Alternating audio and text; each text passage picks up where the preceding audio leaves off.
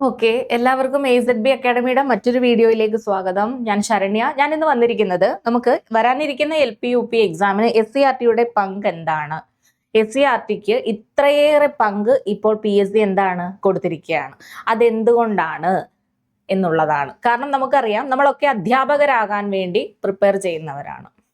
ഒരു അധ്യാപകനാവുക, ഒരു അധ്യാപികയാവുക എന്ന് പറയുന്നത് മറ്റേതൊരു ജോലിയെക്കാളും അല്ലെങ്കിൽ മറ്റേതൊരു യോഗ്യതയെക്കാളും കുറച്ചുകൂടി ഉയർന്ന തലമാണുള്ളത് എപ്പോഴും. അപ്പം ഇവിടെ അധ്യാപകരാകുക എന്ന് പറയുമ്പോൾ തന്നെ പാഠപുസ്തകങ്ങളുമായിട്ടുള്ള ബന്ധം ഒരുപാട് കൂടുതലാണ്. അപ്പം മറ്റ് എക്സാമിനുകൾക്കെല്ലാം SCRTയുടെ ചോദ്യങ്ങൾ ഉണ്ടാകുമെങ്കിൽ പോലും നമ്മൾ ഈ ഒരു LP UP എക്സാമിന് ഒരു പടി കൂടുതലാണ് SCRT എക്സാം എന്ന് പറയുന്നത്. ഒരു പടി കൂടുതലാണ് SCRTക്ക്. SCRTയിൽ നിന്നുള്ള ചോദ്യങ്ങൾക്ക് എന്താണ്, ഒരു പടി എപ്പോഴും കൂടുതലാണ്. അതിന് നമ്മൾ ഇന്നിവിടെ ചർച്ച ചെയ്യാൻ പോകുന്നത് എന്ത് ചെയ്യണം, ആറാം ക്ലാസ്സിലെ പാഠപുസ്തകങ്ങളുമായിട്ടാണ് ഞാൻ ഇന്ന് വന്നിരിക്കുന്നത്. ആറാം ക്ലാസ്സിലെ സോഷ്യലിന്റെ പാഠപുസ്തകങ്ങളുമായിട്ടാണ് ഇന്ന് വന്നിരിക്കുന്നത്. അപ്പൊ നമ്മൾ എന്ത് ചെയ്യുക, സോഷ്യലിന്റെ പാഠഭാഗങ്ങൾ വളരെ നന്നായിട്ട് തന്നെ പ്രിപ്പയർ ചെയ്തുകൊണ്ട് നിങ്ങൾ പോവുക. അതില് സ്റ്റാൻഡേർഡ് 6ലെ ഇമ്പോർട്ടൻ്റ് ആയിട്ടുള്ള കുറച്ച് സോഷ്യലിന്റെ ചാപ്റ്റേഴ്സ് ആണ് ഞാനിവിടെ പറയുന്നത്. ആദ്യത്തെ പാഠം എന്ന് പറയുന്നത് ആദിമ മനുഷ്യരും സംസ്കാരങ്ങളുമാണ്. അതില് ആ ഒരു പാഠത്തില് നമ്മുടെ സിലബസിൽ തന്നെ തന്നിരിക്കുന്ന ലോക നദീതട സംസ്കാരങ്ങളെ പറ്റിയുള്ള ഒരു ഭാഗം അതിനകത്ത് ഏറ്റവും പ്രധാനമായിട്ട് വരുന്നുണ്ട്. ആ 4 വെങ്കലയുഗ സംസ്കാരങ്ങൾ, അതായത് മെസപ്പൊട്ടേമിയ, ഹാരപ്പൻ, അതുപോലെ തന്നെ ഈജിപ്റ്റ്, ചൈന. അപ്പൊ ഏതൊക്കെയാണ് Mesopotamian, Harappan, Egyptian and Chinese സംസ്കാരങ്ങളെ പറ്റി കൊടുത്തിട്ടുണ്ട്. അതിൽ ഏറ്റവും പ്രധാനമായിട്ട് നമ്മൾ കഴിഞ്ഞൊരു വീഡിയോയിൽ നമ്മൾ എന്താ പറഞ്ഞിരുന്നത്, ഈ ഒരു ചാപ്റ്ററിന്റെ അനാലിസിസ് നമ്മൾ പറഞ്ഞിരുന്നു അല്ലെ, എന്തൊക്കെ കാര്യങ്ങൾ പഠിക്കണമെന്ന് പറഞ്ഞിരുന്നു, വരുന്ന പോർഷൻസ് ഇമ്പോർട്ടൻ്റ് ആയിട്ട് എന്തൊക്കെയാണ് എന്നും പറഞ്ഞിരുന്നു. അതില് ഞാൻ പറയുന്നത് ഹാരപ്പൻ സംസ്കാരത്തെ പറ്റി, സിന്ധു നദീതട സംസ്കാരം, ഇവ നിങ്ങൾ എന്ത് ചെയ്യുക, വളരെ വ്യക്തമായിട്ട് പഠിക്കുക.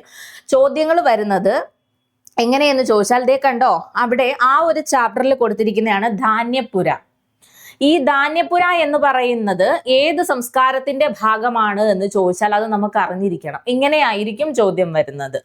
ധാന്യപ്പുര ഏത് സംസ്കാരത്തിന്റെ ഭാഗമാണ്, അവിടുത്തെ ലിപി ഏതാണ്, ആരാധനാമൂർത്തി ഏതാണ്, ഇങ്ങനെയൊക്കെ ആയിരിക്കും ചോദ്യം വരുന്നത്. അപ്പം ഇത് നോക്കിക്കേ, ഹാരപ്പൻ ജനതയുടെ പ്രധാന ഉപജീവന മാർഗം കൃഷിയായിരുന്നു. ഗുജറാത്തിലെ രംഗ്പൂർ, ലോത്തൽ എന്നിവിടങ്ങളിൽ നിന്ന് നെല്ല് കൃഷി ചെയ്തിരുന്നതിന്റെ തെളിവുകൾ ലഭിച്ചിട്ടുണ്ട്. ഹാരപ്പയിൽ കണ്ടെത്തിയ പ്രധാന ചരിത്ര ശേഷിപ്പാണ് ധാന്യപ്പുര.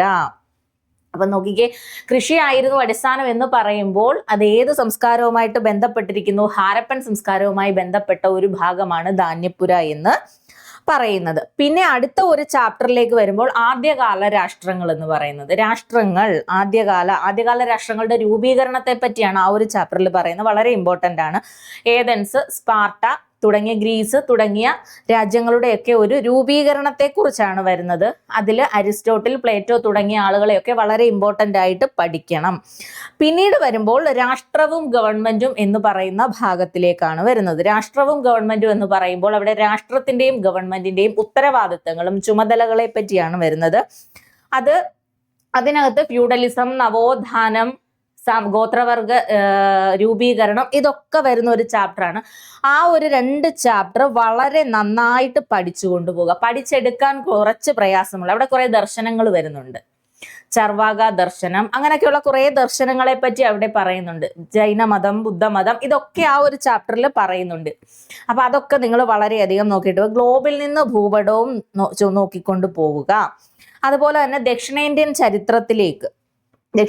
ചരിത്രത്തിലേക്ക് വരുമ്പോൾ അത് PSCയുടെ തന്നെ ഏറ്റവും പ്രധാനപ്പെട്ട, അവർക്ക് ഏറ്റവും ഇഷ്ടപ്പെട്ട ഒരു ഭാഗമാണ് ഏതെന്ന് പറയുന്നത് തിണകൾ, അത് അവിടുത്തെ ഭൂമിശാസ്ത്രപരമായ പ്രത്യേകതകൾ, ഉപജീവന മാർഗങ്ങൾ എന്ന് പറയുന്നത്. ഈ ഒരു കാര്യം എന്താണ്, വളരെ ഇമ്പോർട്ടൻ്റ് ആണ്. PSCയുടെ പ്രീവിയസ് ഇയർ ക്വസ്റ്റ്യൻസിൽ ഉൾപ്പെട്ട ഒരു ഭാഗമാണിത്. ഇത് വളരെ നന്നായിട്ട് ആ ഒരു ഓർഡറിൽ നിങ്ങൾ പഠിച്ചു വെച്ചുകൊണ്ട് പോവുക. അതുപോലെ തന്നെ അതിൽ വരുന്ന സ്വരൂപങ്ങളെ പറ്റി പഠിക്കുക. കോലത്തുനാട്, നെടിയിരുപ്പ് സ്വരൂപം, പെരുമ്പടപ്പ് സ്വരൂപം, അതുപോലെ തൃപ്പാപ്പൂർ സ്വരൂപം, ഇവയെല്ലാം പഠിക്കുക. ഇവരുടെ ആസ്ഥാനം എവിടെയാണ്, ഭരണാധികാരി ആരായിരുന്നു, ഈ കാര്യങ്ങളൊക്കെ ഓർഡറിൽ നന്നായിട്ട് പഠിച്ചിട്ട് പോവുക. അതുപോലെ തന്നെ നമുക്കറിയാം PSC ഏതൊരു എക്സാം എടുത്താലും ഭരണഘടന എന്ന് പറയുന്ന ഭാഗമില്ലാത്ത യാതൊരുവിധ പരീക്ഷകളും ഇല്ല. ഏറ്റവും ഇമ്പോർട്ടൻ്റ് ആണ് ഏത് പരീക്ഷയ്ക്കും ഭരണഘടന പഠിച്ചേ പറ്റൂ. സ്കൂൾ ടെക്സ്റ്റ് നോക്കി നിങ്ങൾ എന്ത് ചെയ്യുക, ഭരണഘടന പഠിക്കുക. അവിടുത്തെ നിയമനിർമ്മാണത്തെ പറ്റിയാണ് ഈ ഒരു ചാപ്റ്ററിൽ പറയുന്നത്. അപ്പം നിങ്ങൾ എന്ത് ചെയ്യുക, അത് വളരെ നന്നായിട്ട് നോക്കി പഠിച്ചുകൊണ്ട് പോവുക. പിന്നെ വരുന്നത് ദേ നോക്കിക്കേടാം, ഇംഗ്ലീഷ് ഈസ്റ്റ് ഇന്ത്യ കമ്പനി, 1857 ഒന്നാം സ്വാതന്ത്ര്യ സമരം, ഇന്ത്യൻ കൗൺസിൽസ് ആക്ടുകൾ, സ്വാതന്ത്ര്യ സമര പ്രസ്ഥാനങ്ങൾ. ഇവയെ ഒഴിച്ചു വിട്ടിട്ടുള്ള യാതൊരു PSC എക്സാംസും ഇന്നേ വരെ നടന്നിട്ടില്ല. വളരെ ഇമ്പോർട്ടൻ്റ് ആണ്. മറ്റ് ചാപ്റ്റർ 6ാം ക്ലാസ്സിലെ ഈ ഒരു ചാപ്റ്റർ എടുത്തിട്ട്, ഈ ഒരു ഭാഗം എടുത്തിട്ട് നിങ്ങൾ എന്ത് ചെയ്യുക, ഇതുമായിട്ട് മറ്റ് ചാപ്റ്റേഴ്സിൽ വരുന്ന, മറ്റ് ക്ലാസ്സുകളിലെ ചാപ്റ്റേഴ്സിൽ വരുന്ന പോർഷൻസിനെ കണക്ട് ചെയ്തുകൊണ്ട് പോയിന്റ് ആയിട്ട് എഴുതി തന്നെ നിങ്ങൾ പഠിച്ചു പോവുക. ഇത്രയും കാര്യങ്ങൾ PSC ഒഴിവാക്കില്ല എന്നുള്ള യാഥാർത്ഥ്യം മനസ്സിലാക്കിക്കൊണ്ട് മുന്നോട്ട് പോകുക. അതിനൊരു ലോങ് ടൈം സ്റ്റഡി നിങ്ങൾ ആരംഭിക്കുക. ഇപ്പോഴേ തുടങ്ങുക. സമയം നമ്മുടെ മുന്നിൽ ഒരുപാടുണ്ട്.